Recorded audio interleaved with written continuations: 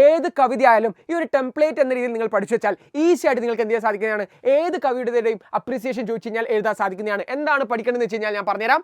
ആദ്യം തന്നെ കവിതാ കാ ശീർഷക് ഏതാണോ കവിതാ കാ ശീർഷക് എങ്ങനെ എഴുതാം, കവിതാ കാ ശീർഷക് മധുർദു ഹേ, കവിതാ കാ ശീർഷക് എന്താണ് ബ്ലാങ്കിൽ നിങ്ങൾക്ക് അത് പേര് ഫില്ല് ചെയ്യാം. അടുത്തതാണ് ഇസ്കെ രചയിത പ്രസിദ്ധ കവി ജയശങ്കർ പ്രസാദ് ഹേ.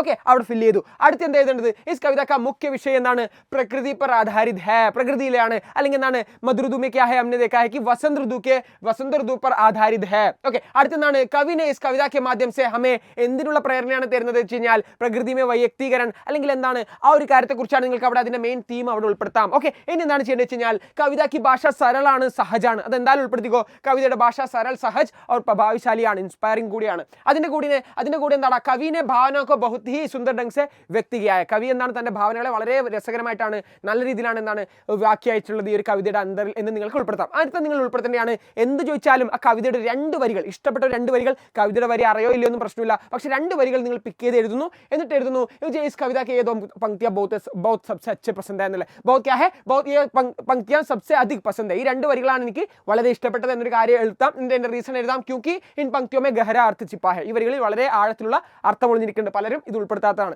എന്നിട്ട് അവസാനിപ്പിക്കാം. നിങ്ങൾക്ക് എങ്ങനെ അവസാനിപ്പിക്കാം, ഈ കവിത ഹമാരെ ദൃശ്യക്കോ ഛൂലേത്തി, ഈ ദൃശ്യം, ഈ കവിത എന്ന് പറഞ്ഞാൽ നമ്മുടെ ഒരു മനസ്സിന്റെ ആ ഒരു ദൃശ്യത്തെയും എല്ലാത്തിനും എന്താണ് അല്ലെങ്കിൽ എന്താണ് ഹമാരി ജോ ഹൃദയക്കോ, ഹമാരി